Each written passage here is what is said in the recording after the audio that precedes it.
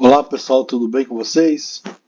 Trazer mais uma partida do torneio Zurich 53, um torneio espetacular.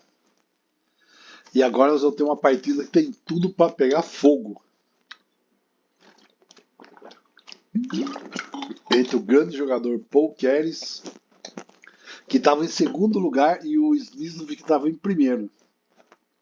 Era a rodada 24 e o Keres estava a meio ponto de distância do Smyslov.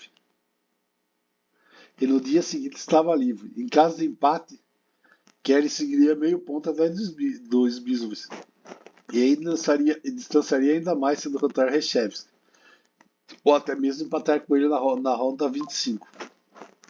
Nessa circunstância, Kelly decidiu jogar com ataque, arriscando um ataque agudo e infrequente contra o rei, empreendendo suas torres e nenhum peão. Kelly não podia ou não deveria metodicamente preparar seu ataque. Mas vamos lá. Então Kelly tem que ganhar para passar o Smyslov, que o Smyslov que estava liderando e que foi o campeão. Mas vamos lá. O Kelly está de branco e o Smyslov de pretas. Céu com C4, cavalo C6, cavalo C3, E6, cavalo F3, C5, E3, bispo E7, B3, roque. Smyslov fez o roque rapidão. Bispo B2, fianquetou o bispo, B6, D4, atacando o centro, C por D4, E por D4, D5, bloqueando o centro, bispo D3, cavalo D6, roque, bispo B7, fianquetou o bispo e torre C1. Na coluna C, que provavelmente ele botou a torre na coluna na C1, porque provavelmente vai ser a que abrir mais rápido. Ele podia ter jogado aqui, ó, dama E2. O preto pode tentar ganhar um peão sem problemas, ó. Seria cavalo por B4, bispo voltar o bispo B1, D por C4, B por C4, bispo F3, dama por F3, dama por D4, etc. Mas vamos lá, isso daí era uma variante. Vamos lá, partida. Torre C8, os dois estão ocupando com essas torres a coluna C, que provavelmente vai ser a primeira que vai abrir. Torre E1, cavalo B4, bispo F1, cavalo E4. Dá a impressão que ele está precisando ganhar o Smyslov, né? Ele que está caindo com tudo. A3, cavalo por C3, torre por C3. As brancas estão meio caminho do seu plano original. Ele quer levar as torres para o flanco do rei. No entanto, ó, bispo por C3.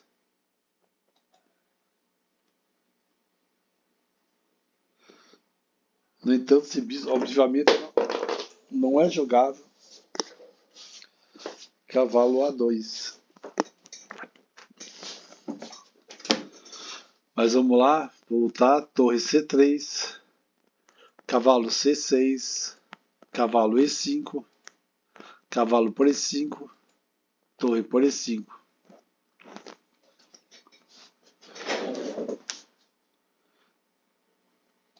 Bispo F6, agora ele vai vir com as torres. Torre H5, G6.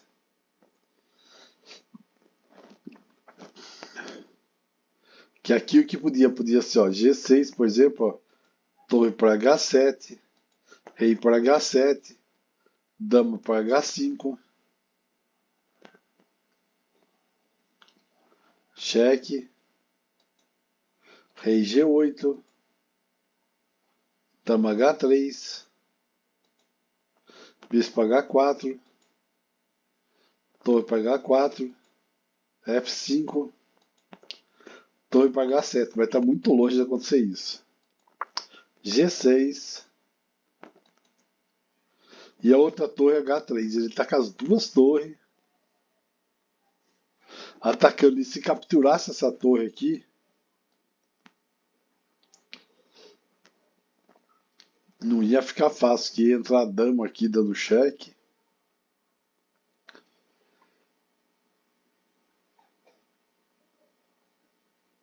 E olha, eu tava lendo sobre o que o Smith estava pensando nisso aí, se ele capturava ou não a torre. Eu estava refletindo há muito tempo desses vídeos mais tarde. Eu realmente queria capturar a torre, especialmente porque não vi como os brancos poderiam ganhar. Certamente era uma torre por nada. Seu problema era, se ele não capturasse a torre e não vencesse o jogo, como ele poderia mais tarde suportar a lembrança de tê-lo desconsiderado.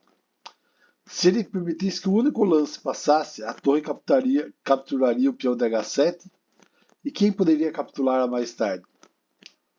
Assim como não havia possibilidade de calcular com precisão todas as variantes, era necessário apenas examinar as continuações principais e manter a autoconfiança. D por C4. A intuição não deixa Smith encontrar o melhor lance, pois ele mostraria nas análises. Mas como ele poderia encontrá-lo? Qual o mecanismo, se é que se pode chamar assim, que constitui a intuição de um grande mestre? Smith raciocinou e pesou seu lance.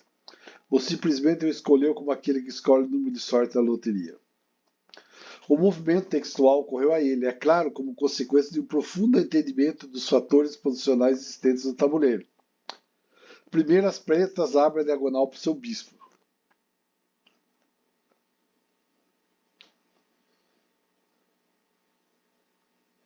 Que agora pode ser movida para F5 ou G6. Via E4. Em segundo lugar, eles abrem a coluna D. Com a dama que está ocupando. Terceiro, o peão passado da coluna C pode ser avançado para C3 e fechar a diagonal do bispo branco. Enquanto isso, a torre branca ainda captura atacada e só captura ameaçada. Daí podia jogar D por C4, B por C4, então G por H5, dama por H5, bispo E4.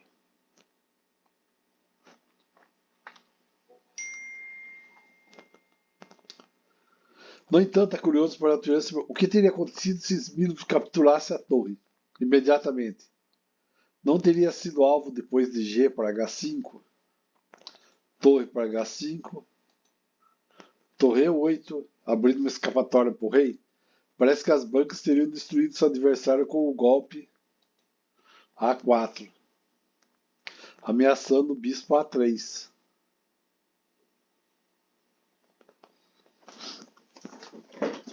Ia ser terrível esse bispo A3. O que podia acontecer? Dama C por D4, dama por H7, cheque, rei F8, bispo A3, cheque, torre E7, torre G3, e aí ia ficar feia a coisa. Também poderia ser G para H5, dama para H5, torre E8, A4, torre D6, C5, e agora bispo por B por C5. Também, aqui tem um monte de variante. Ó. Dama D8, C6, torre por C6, bispo A3, torre D6, tampando a diagonal do bispo. Porque a ameaça aqui era muito forte, né? O bispo tá ameaçando aqui. A dama dando cheque aqui. Não tem ponto do rei. Então, ó. É H6, bispo D4, bispo D3. A coisa tá ficando feia. As brancas têm um monte de condição de ataque. Ou aqui também, ó. Rei F4, Dama para H7, rei F8, bispo A3, cheque, B por C5, bispo por C5, cheque, torre E7, torre G3, torre E8, rei E8, bispo B5, cheque, nossa, bombardeiro. Ou dama H6, bispo G7, dama H7, rei F8, D por C5, mas eles jogaram torre para H7. Entrou lá. Keres poderia ter empatado aqui com G4, C3, bispo por C3, torre por C3, torre por C3, dama D4, dama por D4, bispo por D4, torre C7, GH5, torre B7. Mas ele não queria empatar, não. Ele jogou torre H7, C3.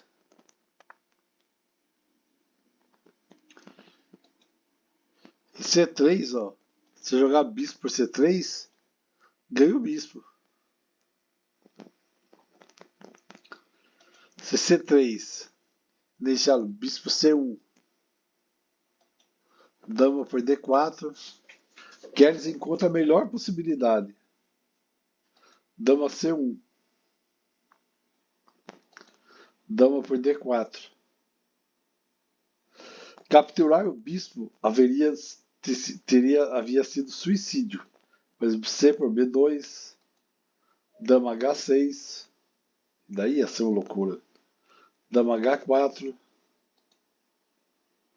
torre H8, cheque, bispo H8, dama H7, mate.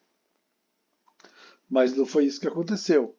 Dama H6, torre DF D8, bispo C1, bispo G7, rei G5,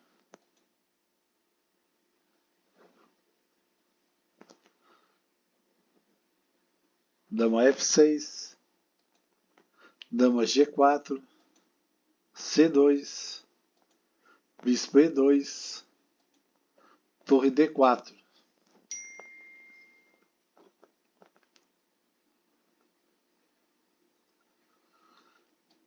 F4, torre D1, cheque, bispo por D1, dama D4, cheque. E as brancas abandonaram. Que coisa, né? Realmente aí estava terrível.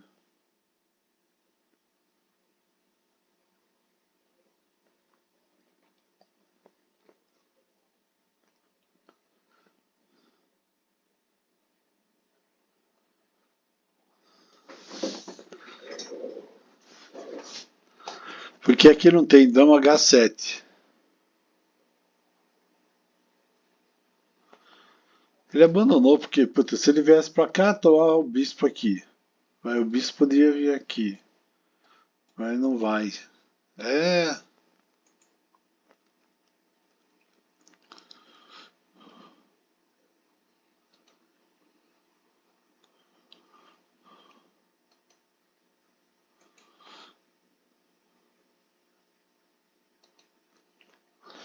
E ele abandonou. E o campeonato foi pro brejo, né? Porque daí os bispos ficam mais vantagem ainda. Mas olha que coisa.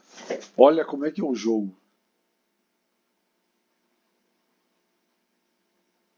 As negras estavam com a vantagem avassaladora. Porque pensa, aqui não tem jeito, ele deu cheque. Sei lá o que o rei vai fazer.